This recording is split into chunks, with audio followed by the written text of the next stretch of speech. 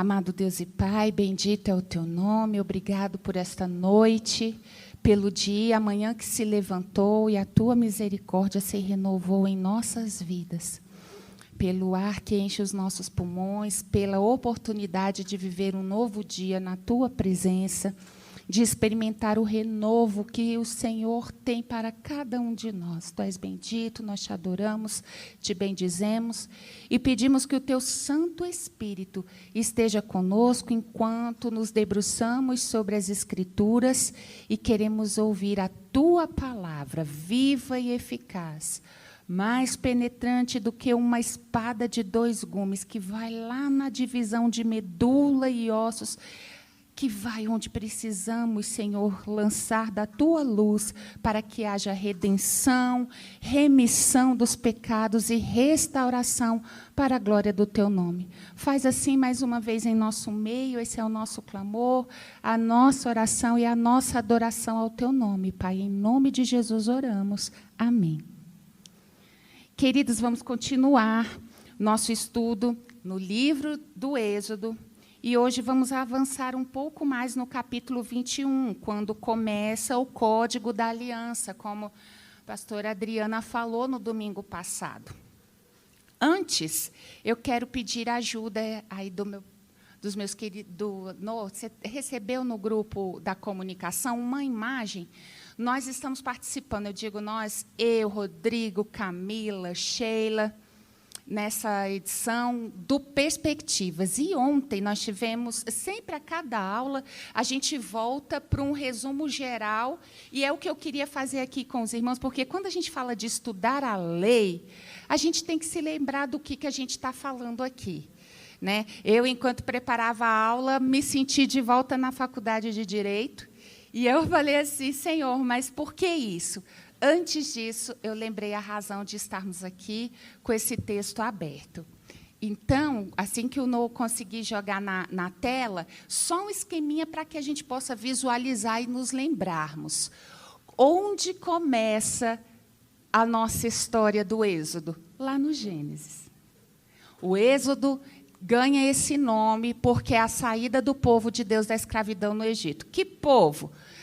A família de Jacó, que cresceu e se multiplicou e se tornou um povo numeroso na terra do Egito. Que Jacó, filho de Isaque. Isaque e Rebeca, que eram estéreis, mas pela mão poderosa do Senhor tiveram seus filhos Esaú e Jacó. Que Isaque é esse? Isaque, o filho da promessa a Abraão, que na sua velhice teve esse filho, que provou do evangelho na prática, na sua vida, quando Deus requereu dele, eu quero o seu filho. E ele, tremendo e temendo, não cogitou, subiu o Monte Moriá para entregar o seu filho. E viveu na prática uma palavra que, sem saber o que iria acontecer, ele sabia que aquele filho era uma promessa. Ainda que o filho morresse, Deus traria a vida de novo, porque Deus não poderia se negar. Então, ele foi para ver no que ia dar. E a resposta que, cheio da graça de Deus, ele deu ao seu filho, porque o filho era um huguinho, né? Uma criança muito inteligente, igual a Isabela, só observando. Papai, está aí o fogo na sua mão, está eu aqui carregando a lenha e nós estamos subindo para fazer sacrifício. E o sacrifício?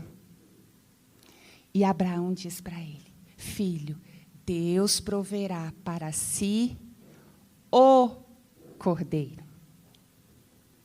E a gente, pelo Espírito Santo, começa a ver que tudo isso é apontando para Jesus. Que Jesus, aquele que antes de Deus chamar Abraão, chamou Noé no meio de uma geração perversa, dos filhos de Noé. Quem eram os filhos de Noé? Se lembram?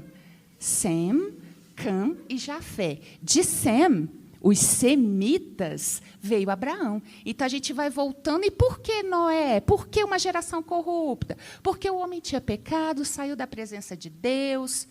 Mas lá na queda, o Senhor deixou uma promessa, quando falou com a serpente, o diabo, que ontem eu ouvi algo muito esclarecedor. A nossa luta é contra o diabo? Vou repetir. Pensem. Não precisam me falar. A nossa luta é contra o diabo?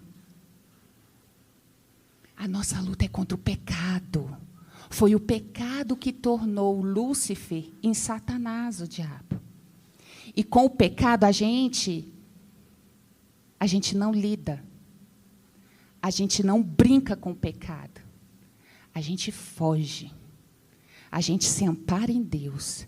A gente se ampara na redenção em Cristo Jesus. O sangue de Jesus sobre nós faz com que o anjo da morte venha aí, passa por cima. É sobre isso que fala o Êxodo. É sobre isso que fala a lei. Porque se você abre o texto, como a gente vai ler hoje, vamos continuar o capítulo 21, a partir do versículo 2. Se você faz o que eu vi tantas vezes, tantos irmãos piedosos fazerem, que é pegar a Bíblia e fazer assim, ó. Vamos ver o que Deus tem para mim hoje. Talvez isso seja absurdamente escandaloso para vocês. Eu já vi muito. Muito. Tem a coisa até institucionalizada. Você pega as escrituras, tira o ensino, tira a exortação, tira a redenção, pega só promessa, põe nos papelinhos coloridinho, bonitinho, põe tudo numa caixa. Aí você vai lá e abre e tira o melzinho do dia. Mas é assim que a gente lê a escritura, Betesda? É assim que a gente lê a escritura, escola bíblica, alunos? Não. Quem lê um texto fora do contexto, dizia o meu pastor da igreja onde eu cresci, quem lê um texto fora do contexto cria um pretexto. Dito isso tudo, e com essa imagem aqui,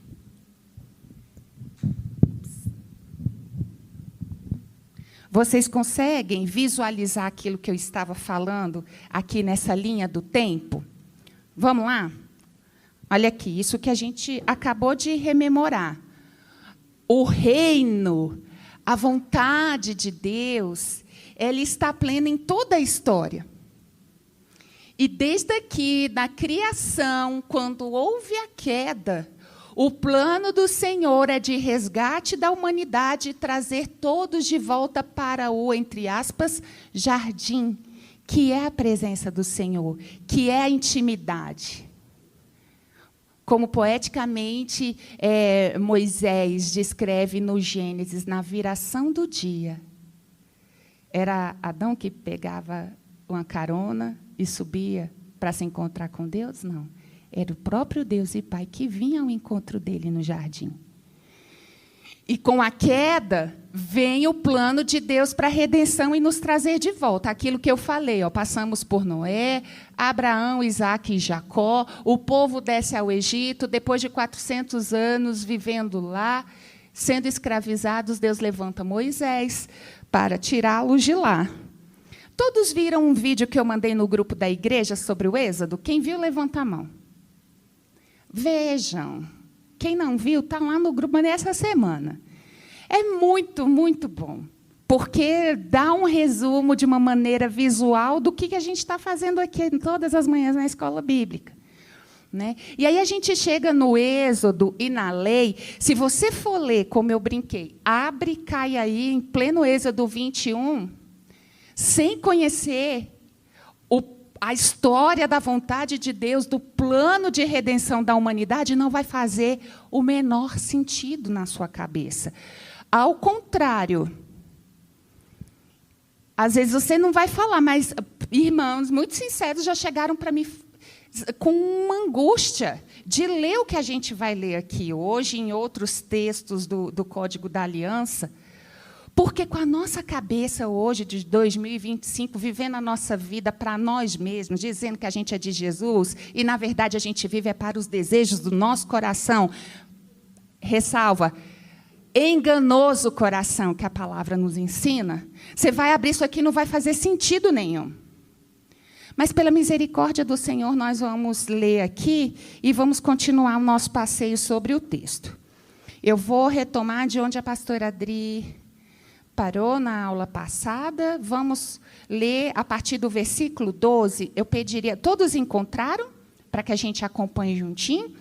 Êxodo, capítulo 21, a partir do versículo 12. Eu vou pedir, então, que o Huguinho comece E aí, por favor, peço a ajuda dos irmãos, porque senão tia Cíntia não tem voz para chegar ao fim da aula, que todos leiam bem bonito, na sua versão mesmo, e para quem estiver sem Bíblia, está aqui na projeção, na tradução nova, atualizada, Almeida, também, para acompanhar. Então, todo mundo está junto aqui. Vamos lá? Sabe o que é isso, gente? É bênção chegando, é o cafezinho do Filipe na área. Se um senhor ferir seu escravo ou sua escrava no olho e o cegar, libertará o escravo como compensação pelo olho. Se quebrar o dente de seu escravo ou de sua escrava, libertará o escravo como compensação pelo dente. Amém. Corre aqui, Espírito Santo. Dá um help aqui. Queridos, primeiro, se lembram do que falamos. Estamos numa linha do tempo, num propósito de Deus para este povo. E do problema da gente querer entender a lei por si mesma sem entender o que estava acontecendo aqui. Israel era um povo bruto, escravizado. Bruto, eu digo assim, de não ter polimento algum. Gerações e gerações crescendo e morrendo dentro da lama, literalmente amassando barro para fazer as construções no Egito, que era o carro-chefe do trabalho deles. Aquela nação brutalmente maltratada sai e passa pelo deserto. Se lembram do videozinho que eu mandei? O deserto, ele se repete até hoje, na vida de todos que estamos nessa peregrinação. Ali ele é provado, e ali ele ouve a voz de Deus. E ali ele recebe a lei de Deus para eles como nação. Quando a gente olha para essa lei aqui, que para nós parece tão assustadora, eu queria que a gente relembrasse que a aliança, ela fazia parte da graça de Deus por meio de um povo, por meio do chamado de Abraão. E que ele estava entregando diretamente como um rei ao seu povo. Ali não havia distinção do que era lei política, do que era lei econômica, do que era lei religiosa. Era tudo junto, entrelaçado. Num contexto em que Deus se colocou falando audivelmente para o povo. Que gostou de ouvir a voz de Deus? Capítulo 19. Moisés, vai lá. Que Deus fale com você e não conosco, porque a gente não vai dar conta. E por meio de Moisés, Deus começa a entregar o que seria a lei para o seu povo, começando com os 10 mandamentos.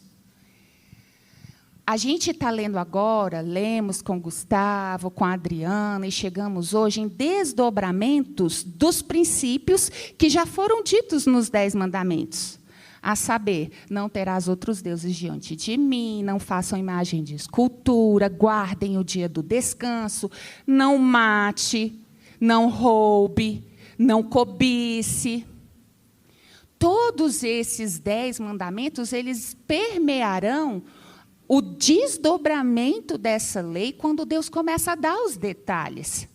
Quando a gente entrou no Êxodo, quando a gente começou a falar de lei, eu lembro que uma das aulas eu dei aqui e falei assim, quando a gente é pequeno, quando a gente não tem discernimento, papai e mamãe falam simplesmente sim, não.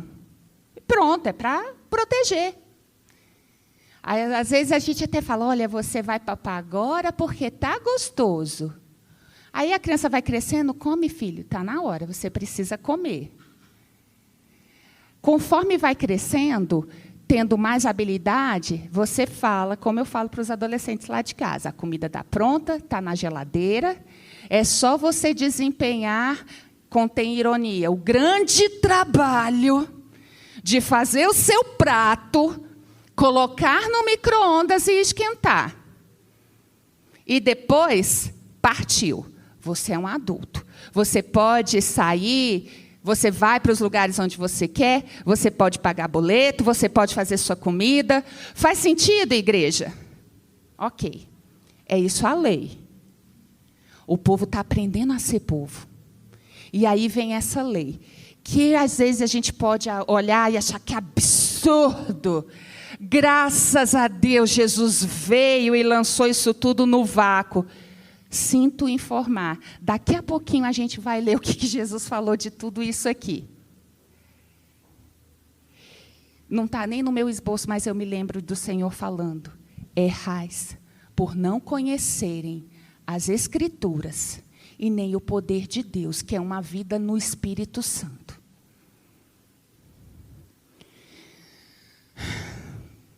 Para a gente ganhar tempo, eu vou ler aqui um comentário que resume muito claramente o que esse trecho do Código da Aliança significa para o nosso estudo. Por favor, escutem com atenção. As leis de Israel colocavam a nação em absoluto contraste com as práticas das nações ao seu redor. Se a gente se escandaliza, acha muito pesado o que a gente está lendo aqui, os cananeus, que era o povo da terra para onde Israel estava marchando, que eram os povos que eles iam encontrando no meio do caminho, como amalequitas. Já teve até fight aqui, né? Já teve até guerra, não? Já. Foi a aula que eu dei. Ur de um lado, Arão de outro, segurando os braços de Moisés em oração e venceram os amalequitas. Era essa galera. As leis que Deus está entregando aqui para o seu povo tornam Israel uma nação extremamente humanitária para a sua época. E nós vamos entender por quê. Suas leis humanitárias, tanto morais e religiosas, ainda que sem alcançar os princípios do Novo Testamento, porque a gente está alguns séculos antes. Elas foram infinitamente superiores às leis de outros povos. Isso aqui, gente, não sou eu falando, isso aqui é gente que dedicou a vida a estudar o Pentateuco, história, arqueologia, sociologia do mundo antigo, que está falando isso. Algumas das restrições quanto a alimentos, sacrifícios, que a gente vai ver nos próximos capítulos e versículos, têm a ver com pureza do povo para distinguir dos povos que estavam ao redor deles. Por exemplo, a gente vai ver algo que é um princípio da dieta kosher, né? Kosher, do povo israelita até hoje, o ortodoxo que guarda. Como não cozinhar a carne da vaca, do cordeiro, oh, meu Deus, do bezerrinho, né? No leite da vaca. Era porque Deus acordou um dia, vou dar uma lei do nada assim para eles. Não, é porque isso era um ritual sacrificial cananeu.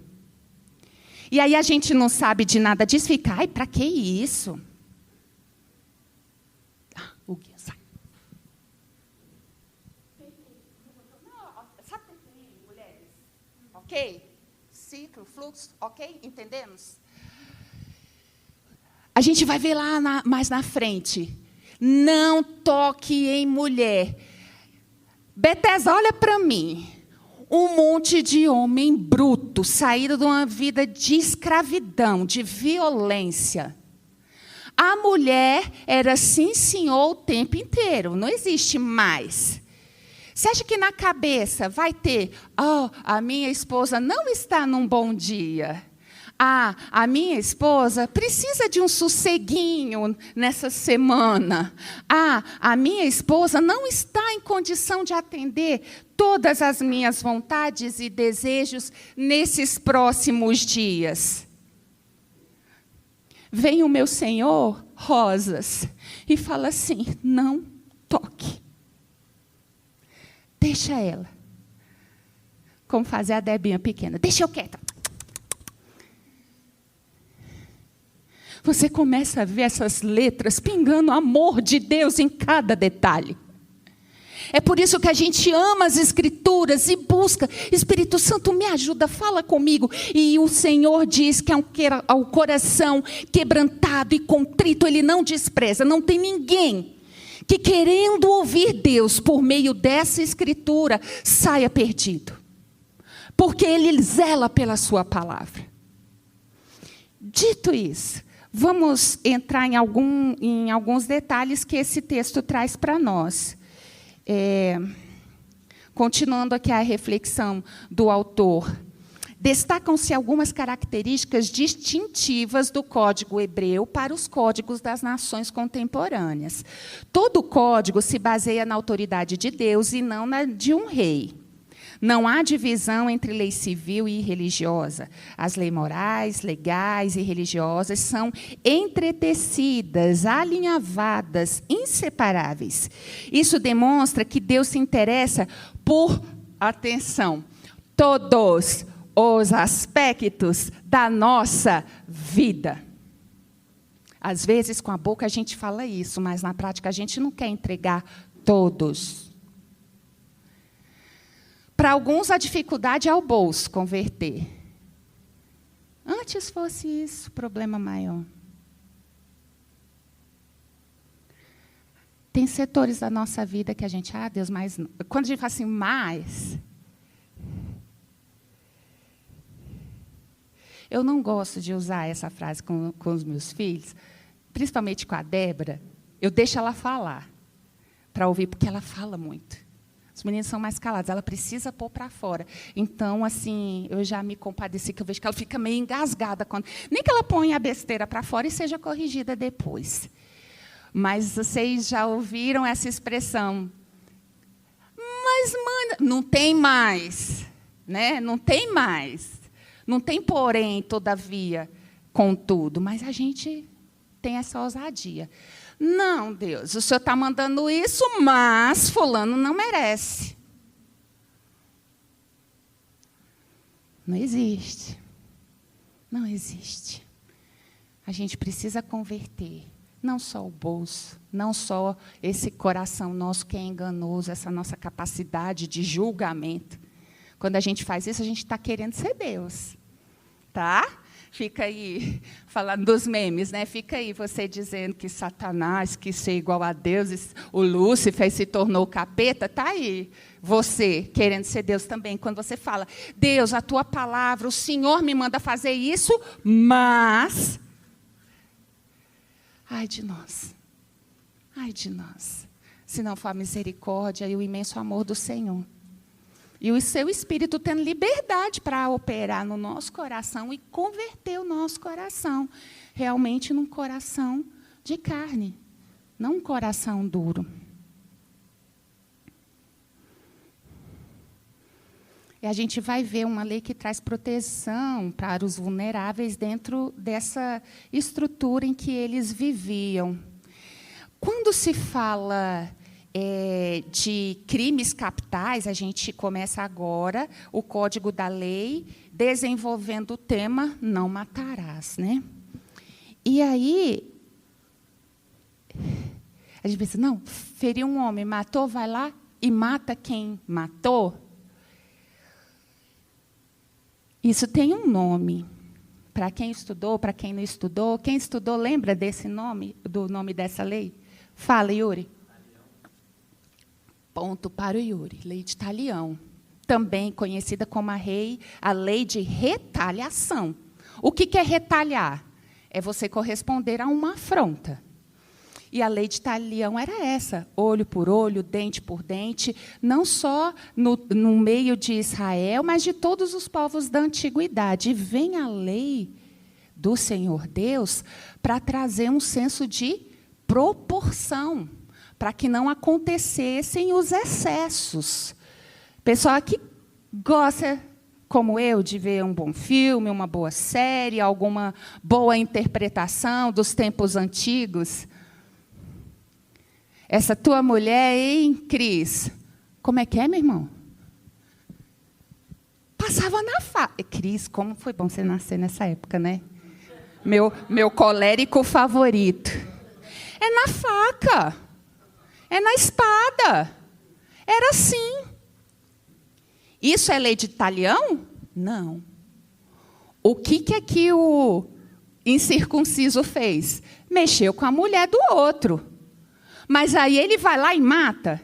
Isso é desproporcionalidade da pena. E eu me lembrei de Michel Foucault. Desde lei de Talião, que era a vingança pelas próprias mãos, até chegar no pobre do Michel Foucault falando assim, violência não corrige ninguém, sistema judiciário.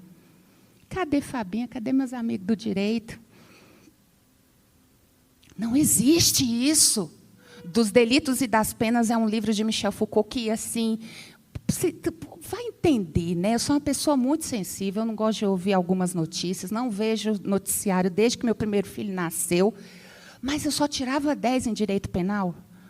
Eu acho que era essa minha necessidade de compreender o evangelho da graça permeando uma sociedade. Por isso que eu li tanto sobre isso.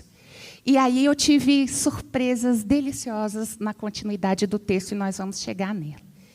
Então, a lei do Senhor é um desdobramento dos mandamentos e põe um freio na vingança desmedida, ao contrário do que acontecia antes. A exemplo, sabe onde? Vamos para Gênesis capítulo 4. Eu vou esperar para todo mundo abrir, porque estamos numa escola, e é muito gostoso quando a gente espera uns pelos outros para ler. Nós não vamos nos demorar, não. Vamos ler textos e o Espírito Santo vai falar ao coração de cada um.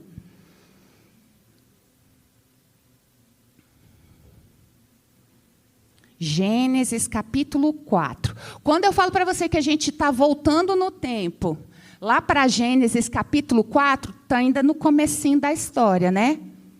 Já teve Caim matando Abel, fugindo. E da descendência de Caim, o bisneto dele, um homem chamado Lameque, ele profere essas palavras. E Lameque disse às suas esposas, Ada e Zilá, ouçam o que eu digo, vocês, mulheres de Lameque, escutem o que passo a dizer. Matei um homem porque me feriu, e um jovem porque me machucou. Pobre daquele que falasse com a Ada ou a Zilá, ia morrer também. Né? Se Caim é vingado 7 vezes, Lameque será vingado 70 vezes 7. Era assim. Na descendência adâmica, chega em Noé, Noé encontra alguém que agrada o seu coração, mas no meio deles era assim. Então, essa lei de Deus vem pôr um freio na vingança desmedida. E mais na frente, nós veremos na palavra do Senhor, quando Ele diz, a vingança pertence a mim. Quando a gente quer fazer vingança do que quer que seja com as nossas próprias mãos, a gente toma o lugar de Deus. Mas falou isso, falou, ouviu. Nós não vivemos para nós mesmos, nós temos um dono, nós temos um Senhor. E Ele se fez carne, enviou na pessoa do seu Filho amado para nos falar a que ponto Ele leva essa lei. Você está achando que essa lei aqui está difícil? A gente vai chegar em Jesus daqui a pouquinho. E nos aspectos técnicos, a gente vê que essa lei, em pleno, né? Não sei se ainda está na idade do ferro, idade do bronze, a gente vê Deus falando sobre crime culposo, crime doloso, foi com vontade, fez tocaia para pegar o caboquinho e matar, ou não, foi Deus assim permitiu, porque num estado em que Deus é rei, juiz, legislador, senhor, soberano, tudo que acontece é da vontade de Deus. Mas aqui ele está querendo dizer, na nossa linguagem, que acidentalmente você matou uma pessoa. Às vezes você foi irresponsável, inconsequente, estava mexendo em algum instrumento e a pessoa apareceu e foi morta. Para essa pessoa teria um instrumento jurídico. Gente, e diante do Senhor, eu achava, é mesmo, cidade refúgio. Eu tinha na minha cabeça, quando eu estudei isso na faculdade de Direito. E eu peço a você que me ajude, quem está com celular, com internet, coloca aí no Google, cidade refúgio, porque eu queria ver assim, como é que eram nos outros povos que funcionava isso. Quem puder fazer essa pesquisa, me diz que povos adotaram essa medida. Quem abriu aí o Google e jogou cidades refúgios, só me fala o que você acha. Verdade, que eu sou muito analógica. Pode ir para o chat GPT.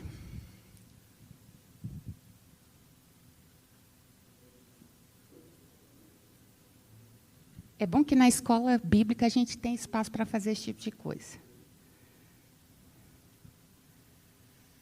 Quem leu alguma coisa aí?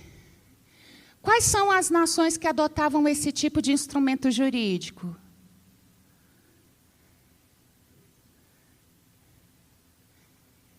Eu lembro que eu li isso na faculdade. Aí fui para o Google para recordar. Vocês acharam alguma outra nação, além de Israel, que fazia isso? Não existe em lugar nenhum da história. Sabe o que é isso, meus irmãos?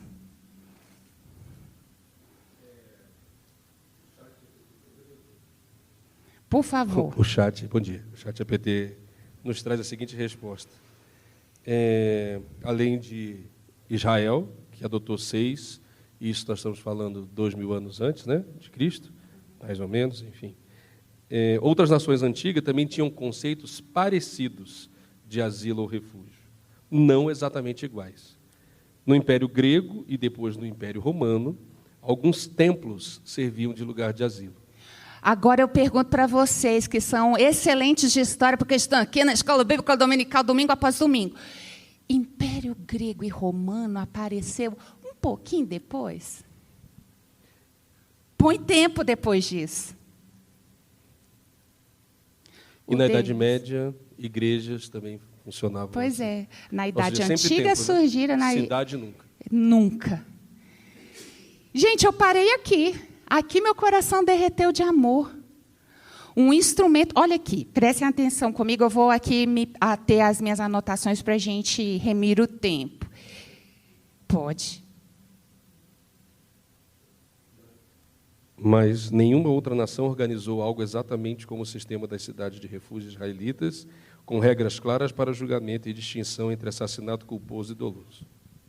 Como diria a Adriana. Olha o GPT aí dando glória a Deus.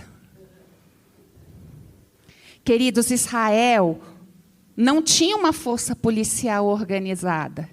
Não tinha os investigadores da Polícia Civil para chegarem na cena do crime, começar a alimentar o inquérito, passar para a mão do delegado. Os concurseiros chegam e ficam assim, né? E depois reúne, apresenta a promotoria, que oferece a denúncia, e aí até parar na mão do juiz, o que matou está lá preso, esperando um julgamento. Israel não tinha uma força policial organizada, esperava-se que quem cuidasse para que se fizesse justiça com a vítima? A família. O olho por olho, dente por dente se encaixava aí. Mas, no entanto, como nós falamos, no calor da fúria, era possível que estivessem mais interessados em quê? Vingança. Ninguém está querendo fazer justiça, eu quero é me vingar, eu quero vingar o meu familiar. De modo que a lei interferia nesse momento para proteger o acusado até se provar que era culpado. E aí, nos versículos que nós lemos, que fala da cidade refúgio, aí eu fui ler o desdobramento, depois em Deuteronômio, tinha todo um protocolo. Chegava lá, corria para uma das cidades refúgios, que no decorrer da história a gente vai ver quais são elas. Eu fui numa delas, Hebrom. A porta da cidade, essa expressão, a porta da cidade é onde tudo acontece. É onde se reúnem ali os anciãos, é onde eles vão, o que está acontecendo? Por isso que no final daquela ode à mulher virtuosa, o que o sábio fala? O seu marido é louvado, onde? Às portas da cidade. Ali era o lugar de publicidade das decisões da liderança. E ali ele chegava, olha, eu estava mexendo lá com ferro e entrou um amigo pulando atrás de mim, num reflexo eu me virei e pegou e o ferimento foi grave, ele morreu. Está vendo a família dele todinha atrás de mim, socorro. E ele viera abrigado ali até que fossem diligências, gente. Anos antes do Império Grego. fossem diligências investigar o que tinha acontecido, e se realmente foi aquilo que ele aconteceu, ele ia viver para o resto da vida naquela cidade refúgio. Se não, tire-o à porta da cidade e ali mesmo se faça justiça ao morto. Mas então a lei, nesses versículos que nós lemos, passou a casos específicos. Versículo 15: quem ferir seu pai ou sua mãe será morto. Deus começa a interferir. Não precisa matar para ser morto. Feriu, é pai e mãe, morte. Versículo 17, do mesma temática. Quem amaldiçoa seu pai ou sua mãe, nós vamos sentar para ter uma DR? Não, é morte.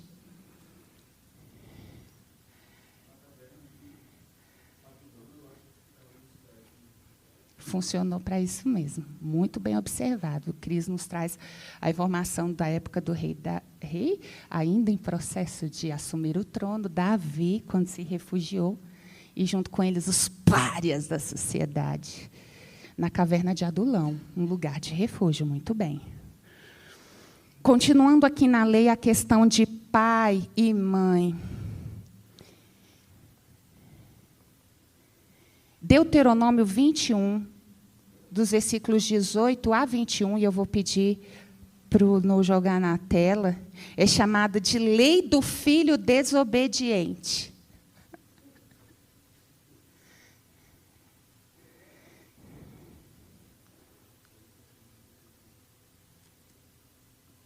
É possível que a lei do filho desobediente aplicasse ao caso de quem maltratava os pais em abuso, não apenas físico, verbal, o que constituía uma transgressão, não apenas aos detalhes da lei, mas explicitamente contra o 5º mandamento, que é: faça com seu pai e com a sua mãe conforme ele fez com você. Esse é o 5º mandamento? Faça com seu pai e com a sua mãe se você está de acordo com o que ele está falando. Honre seu pai e sua mãe.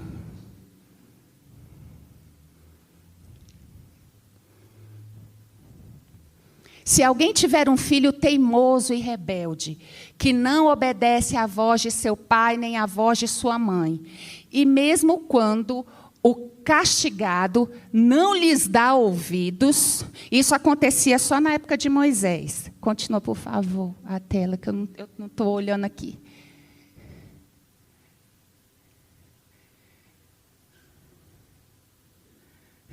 É a pausa tensa. O primeiro versículo já... 21, 19? Travou aí? Foi. Seu pai e sua mãe tentaram resolver em casa. Lembra da porta da cidade? Pega-o pela mão e o levarão aos anciãos da cidade junto ao portão daquele lugar de onde acabamos de falar. E então, meus amigos, essa pausa só está fazendo sua amiga tremer mais ainda do que ela já tremeu preparando essa aula. E dirão: este nosso filho é rebelde e teimoso, não dá ouvidos à nossa voz, é comilão e beberrão. Pode estar afligindo, né, os velhinhos lá, fazendo maldade. Então todos os homens da cidade o apedrejarão até que morra. Assim vocês eliminarão o mal do meio de vocês. Todo Israel ouvirá e temerá. Os filhos que não têm respeito algum pelos pais, normalmente não têm respeito por qualquer autoridade e querem fazer tudo do seu jeito egoísta. São desafeiçoados, o que significa sem afeição, o que descreve algumas pessoas de nossos tempos, mas que também existiam nos dias de Moisés. E nós vamos caminhar para o término da aula. Convido a igreja a irmos para a 2ª carta de Paulo a Timóteo, seu companheiro de ministério, uma carta pastoral. Pois não. Só para... Tomara que não dê spoiler, não estrague. É porque é interessante perceber alguns teores assim, que Deus já começa a revelar nessas leis, né? Na aliança, né? E detalhando certas coisas que talvez para hoje não façam sentido, mas que mostram a essência, né? E, por exemplo, a gente tem o relato de Jesus, né, com a mulher adúltera, foi pega em adultério, e que ele fala, bom, a lei diz isso, então apedrejem, né? E sempre me chama a atenção essa lei, né, que a gente acabou de ler, porque a gente não vê relato bíblico nenhum disso se cumprindo. Isso. Né? E isso é muito bonito para a gente perceber assim, o quanto que as pessoas olham e falam, que crueldade, né, essa lei de Moisés, essa coisa... Mas a gente precisa entender o espírito daquilo, que Deus está colocando isso sobre alguém que não teria coragem de fazer com o próprio filho. Ele está, na verdade, aguçando um amor Sim. que não existe ainda no ideal. Que pai que faria isso? Aguentaria até pancada dentro de casa, como a gente vive até hoje.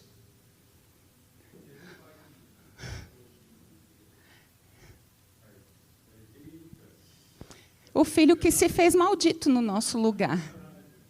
Só ele. Só ele. Sem culpa alguma, pela nossa teimosia, pela nossa irritabilidade, a nossa ira, nossa altivez. Nesse caso, contra os nossos pais, Jesus morreu. O seu pai o pôs para morrer. O código da aliança o tempo inteiro nos aponta como uma sombra do que iria acontecer. E agora eu convido os irmãos a gente ouvir do próprio Senhor Jesus sobre tudo isso que nós falamos essa manhã. Vamos para o Evangelho de Mateus. Um evangelista que escreveu para o seu povo. Não é como Lucas, o médico amado, erudito, que escreve em grego e alcança todo mundo antigo.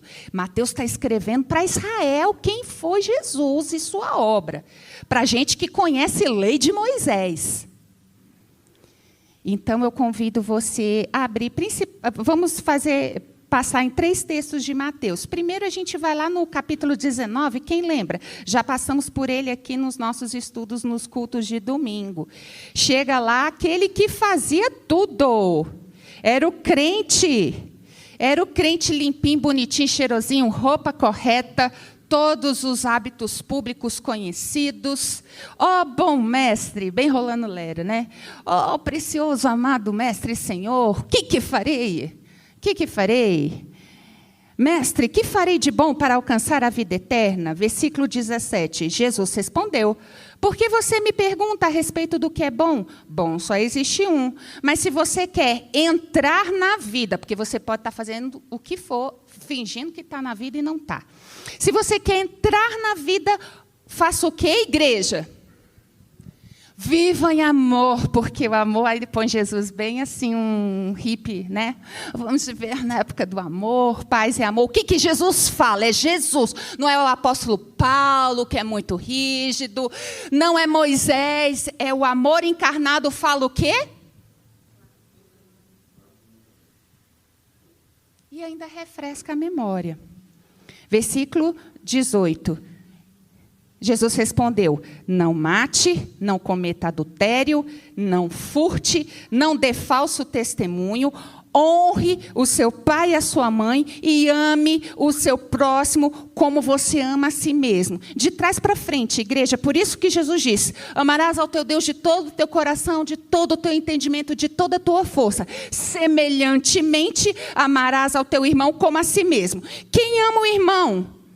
Seja o irmão de sangue, seja a mãe, o pai, o coleguinha da escola, o outro familiar que só dá bola fora, o pessoal que não é tão assim próximo de você. Se você ama como você ama você mesmo, é preciso dizer que você não vai dar falso testemunho dessa pessoa?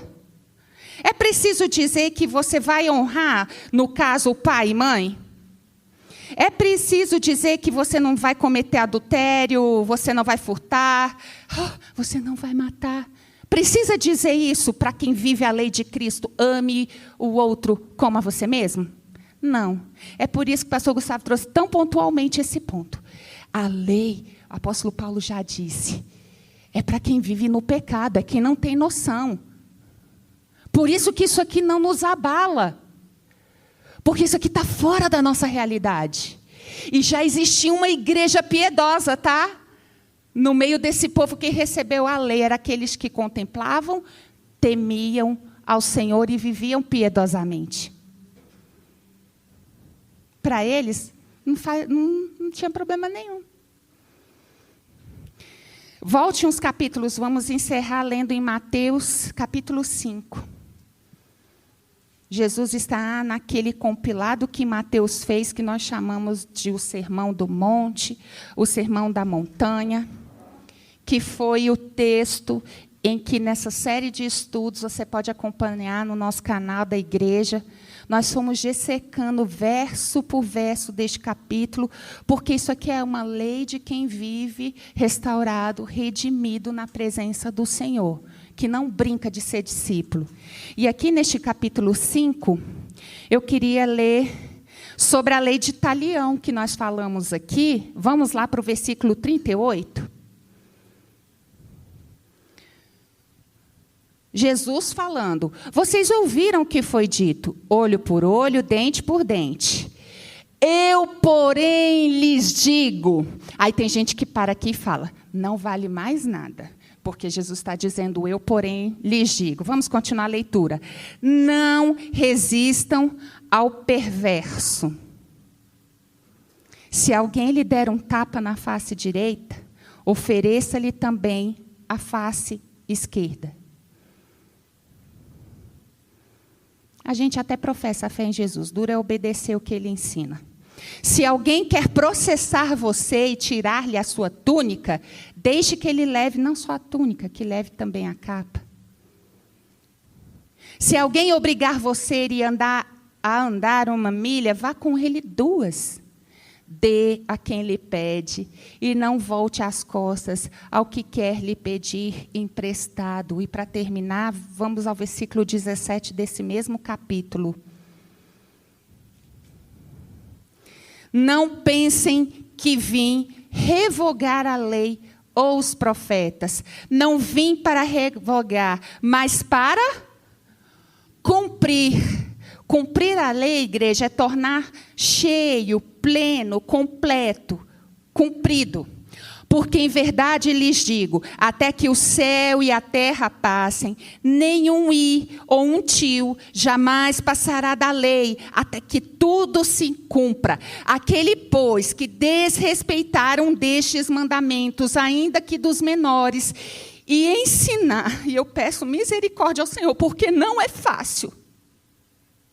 Não é fácil olhar para vocês e dizer verdades tão duras que no engano a gente vai entrando, como essa questão de pai e mãe. Mas se ensinar os outros a fazer o mesmo, será considerado o mínimo no reino dos céus. Aquele, porém, que os observar e ensinar, este será considerado grande no reino dos céus, porque eu afirmo. E isso tem que estar gravado no nosso coração, Bethesda. Porque eu afirmo que se a justiça de vocês não excederem muito a dos escribas e fariseus que cumpriam aquilo tudo, vou falar para vocês, a régua eu estou colocando muito mais para cima.